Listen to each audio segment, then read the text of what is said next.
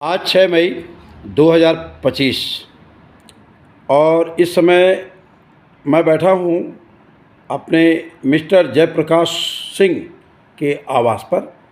जयप्रकाश सिंह एक बहुत ही बहादुर इंसान हैं और मेरा सौभाग्य मिला कि आज आपसे गुफ्तगू करने का। मैं मिस्टर जयप्रकाश सिंह जी, आप सेना के अधिकारी रहे हैं और आज के समय में पीएसओ अमित शाह के हैं। ये बहुत सारी एक्टिविटी आपके साथ है रिटायरमेंट होने के बाद। तो मैं बात करता हूं कि आपने जीवन में सेना को चुना क्यों? सभी लोगों से मेरा हाथ जोड़कर प्रणाम है। और मैंने सेना को इसलिए चुना कि मेरा फादर भी आर्मी से रिटायरमेंट हैं। उन्होंने भी कई लड़ाइयाँ लड़ी थी। उसके बाद में 98 में मैं सेना मैंने जॉइन किया। फिर सेना जॉइन करने के बाद में मेरा ट्रेनिंग चल रहा था। उसी टाइम पे हम राजपूत रेजिमेंट सेंटर फतेहगढ़ हमने वहाँ पर ट्रेनिंग किया।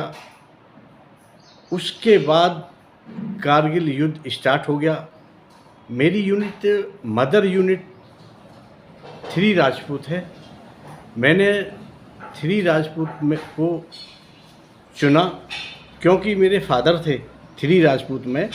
उसके बाद में फतेहगढ़ से राजपूत रेजिमेंट से हमको रात को ही आदेश मिला कि आपको कारगिल वार में जाना है। हम बरेली पहुँचे, बरेली से फिर हम कारगिल पहुँचे। उसके बाद में हमारी यूनिट ने वहाँ पर बहुत ही अच्छा सराहनीय काम किया और लोगों ने बहुत ही अहम भाव से बढ़ चढ़ के हिस्सा लिया। और जो कि हमारे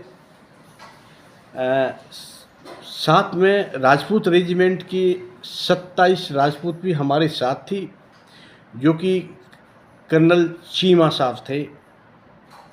उन्होंने वहाँ पर विजय प्राप्त की, जो कि आज भी कारगिल लेह लद्दाख में चीमा पोस्ट के नाम से प्रसिद्ध है। सर, आपने बचपन से ही आपका रुझान रहा है, क्योंकि आप बता रहे हैं कि हमारे फादर ग्रैंडफादर सभी लोग आर्मी से रिलेटेड थे।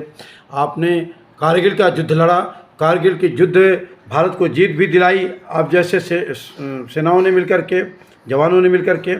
तो इससे पहले की एक्टिविटी क्या रही जब आप एजुकेशन में थे या जब इसके पहले थे? तो आपकी बड़ी कहानियाँ सुनने को आती हैं कि आप ब्लैक बेल्ट क्या होता है वो, इसके बारे में कुछ बताएं क्या? जी, मैं हाई स्कूल में पढ़ता था। तो उस टाइम पर मेरा फिजिकल बहुत अच्छा था। तो मैं रोहतास नगर में जूडो कराटे मैंने सीखा था। उसके बाद में जूडो कराटे सीखने के बाद में फिर मैंने आर्मी को ही चुना था कि मैं आर्मी की ही सर्विस करूँगा। उसके बाद में हम 4 भाई हैं। हम 3 भाई फिर आर्मी में सेलेक्ट एक साथ हुए थे। और जिस टाइम में कारगिल युद्ध का हंगामा आता थी, लोग ये सोचते कि फलाने के बेटे श्री भजनलाल सिंह के बेटे 3 हैं, वो तीनों राजपूत रेजिमेंट में हैं, कि हो सकता है कि कोई ऊपर नीचे कोई बात हो जाए। तो उस टाइम पे तो बहुत ही ज़्यादा जोश था सिविल जनते के अंदर। और फिर हम सोचते थे कि भाई एक्चुअल में हम तीनों भाई ट्रेनिंग एक साथ किया था। जब मैं ट्रेनिंग के लिए गया था तो मेरे दोनों भाई थे, मौजूद थे। मेरे फादर तो गांव में थे, तो वो बहुत ही उन्होंने मेरा साहस बढ़ाया कि भाई आप कारगिल युद्ध में जा रहे हो। अभी इस समय चल रहा है, बहुत सारी चीज़ें चल रही हैं देश के अंदर, भारत पाकिस्तान वार। तो क्या इसमें अगर कहीं वार छिड़ गया तो आप को अगर सरकार बुलाती है तो आप जाएंगे? हम पक्का जाएंगे। बल्कि मेरे फादर हैं वो 95 के हैं। वो भी मेरी कल उनसे बात हुई थी, वो बोल रहे थे कि बेटा अगर युद्ध में जाना है तो क्या करोगे? मैंने कहा हम चलेंगे। बोला ठीक है मैं भी चलूँगा। उसके बाद में सारे भाई हम तैयार हैं। मेरे बेटे हैं, 3 बेटे हैं। बड़े बेटे आर्मी में हैं, इस टाइम दिल्ली पोस्टिंग है, राजपूत रेजिमेंट में हैं वो, 5 राजपूत में हैं, हेमंत कुमार जी।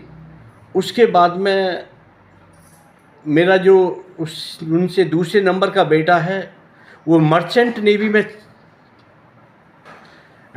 चीफ कैप्टन है, फ़िलहाल अमेरिका में सेवारत हैं वो।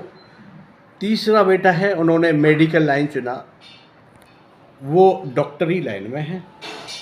तो मैं तो चाहता हूँ, या मेरी फैमिली आर्मी के नाम से प्रसिद्ध है, हम चाहते हैं कि अगर ऐसा हमें मौका मिलेगा हम बहुत सौभाग्य की बात समझेंगे। रात ही मैंने न्यूज़ भी देखा था, तो हम चलने के लिए तैयार हैं और हम अपनी खरी कसौटी पे हम उतरेंगे। आपने देखा देशवासियों, देखो ये होता है जवानों का जज्बा, ये होता है राष्ट्रभक्ति, ये होता है देशभक्ति, और इसी देशभक्ति पे आज देश टिका हुआ है।